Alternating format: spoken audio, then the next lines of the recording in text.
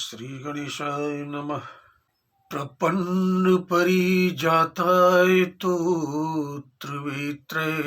पाणे ज्ञान मुद्राय कृष्णाय गीतामृत दुहे नमः। ऋग्वेद के एक ऋषि ने हाथ उठाकर घोषणा की, अयं में हस्तो भगवान, अयं में हस्तो भगवत्तर। यह मेरा हाथ भगवान है, यह मेरा हाथ श्रेष्ठ भगवान है। पर आपको तो ज्ञात ही है कि इंद्र और कुंती के संयोग से अर्जुन की उत्पत्ति हुई। वह इंद्र क्यों कहलाता है? इसलिए कि वह सबको देखता है। इसका दृष्टा ही इंद्र कहलाता है।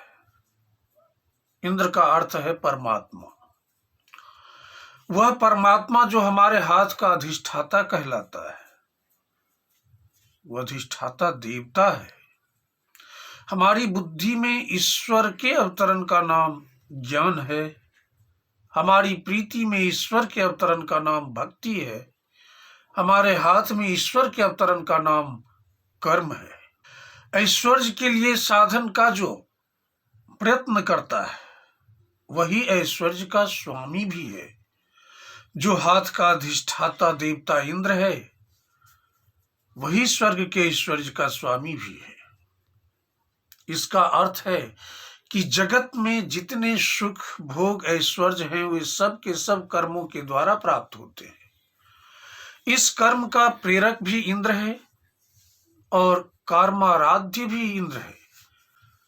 समस्त यज्ञों के द्वारा इंद्र की ही आराधना होती है। अर्थात यहाँ हाथ में बैठकर इंद्र ही करता है और वहां स्वर्ग में बैठकर इंद्र ही भोगता है। जब यह बात मनुष्य भूल जाता है, तब उसके लिए जीवन अस्त व्यस्त बन जाता है। व्यस्तता का अर्थ है विक्षिप्त। जोर अस व्यस्तम विक्षिप्तम। इधर दौड़े उधर भटके, मानो हमने जीवन को फेंक रखा है। जीवन बहता जा रहा है, बहता जा रहा है। प्राचीन ऋषियों की दृष्टि में कर्म में एवं परमात्मा की सत्ता विद्यमानता में कोई विरोध नहीं है, अपितु परमात्मा की सत्ता से ही कर्म का अस्तित्व सिद्ध होता है। वेदांत का यह कठोर नियम है कि परस्पर जिनकी समान सत्ता होती है, उनमें ही विरोध होता है।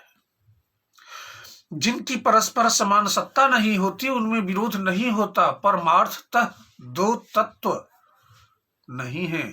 व्यवहार का व्यवहार से विरोध संभव है, परमार्थ से व्यवहार का कोई विरोध नहीं हो सकता।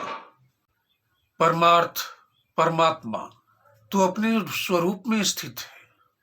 हमारे कर्म परमात्मा की सत्ता में बाधा नहीं डाल सकते।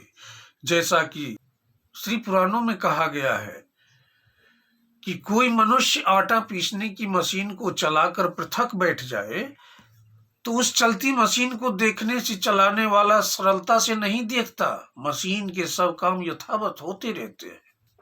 कुर्वन्ने वेह कर्माणि जिजीविषेच्छतं समाः। कर्म करते हुए ही 100 वर्षों तक जीवित रहने की इच्छा रखे। यह ईशावास्य उपनिषद का मंत्र हम सब जानते हैं, किंतु हम इस उपनिषद में सबसे पहले ईश्वर पर दृष्टि रखने को कहा गया है कि ईशावास्यमिदं सर्वम। 3 पुरुषार्थों के लिए 3 बातें कही गई हैं। मोक्ष पुरुषार्थ के लिए ईशावास्यमिदं सर्वम, काम पुरुषार्थ के लिए तेन त्यक्तेन भुंजिथा, अर्थ पुरुषार्थ के लिए मा गृधः कस्य स्विद्धनम, और चौथे धर्म नामक पुरुषार्थ के लिए कुर्वन्ने वेह कर्माणि मंत्र के द्वारा चौथी बात कही गई है।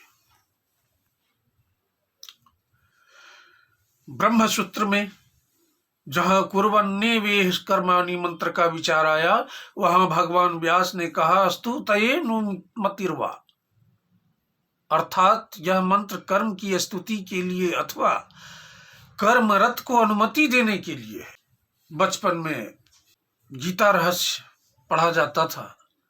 उसमें संत तुकाराम के एक अभंग का हिंदी अनुवाद था क्या द्विजाति क्या शूद्र ईश को वेश्या भी भज सकती है, इस भजन में वेश्या को भी सुचिता कब तज सकती है। गीता में आया है अपि चेदसि पापेभ्य सर्वेभ्य पाप कृतमः सर्वं ज्ञान प्लवेनैव वृजिनं संतरिष्यसि। संसार के सब पापी एकत्र करो, उनमें से वर्गीकरण करो, पाप कृत पाप कृतर पाप कृतम। इस पाप कृतम में भी जो सबसे बड़ा हो उसके लिए भगवान ने उनकी नौका ले ली है। भगवान ने ज्ञान की नौका ले ली है और वे घोषणा करते हैं वैदिकों वेद पाठ करते रहो, व्यापारियों व्यापार में लगे रहो, सैनिकों युद्ध करते रहो, अपने अपने काम में लगे रहो। हमारी ज्ञान की नौका तुम्हें पार उतार देगी। पापियों के लिए भी श्री कृष्ण कहते हैं हमारी ज्ञान की नौका तुम्हें भी पार कर देंगी। सर्वं ज्ञान प्लवेनैव, इनमें एव का अर्थ है उपासना योग निधि निरपेक्ष। गीता की घोषणा है कि नाश उसका होगा जिसकी बुद्धि का नाश हो जाएगा। बुद्धि नशात प्रणश्यत। गीता महान बुद्धिवादी ग्रंथ है। भगवान जब किसी पर प्रसन्न होते हैं तो उसे बुद्धि देते हैं। ददामि बुद्धि योगम तम। जय जय श्री राम। आज की कथा इतने पे ही समाप्त होती है।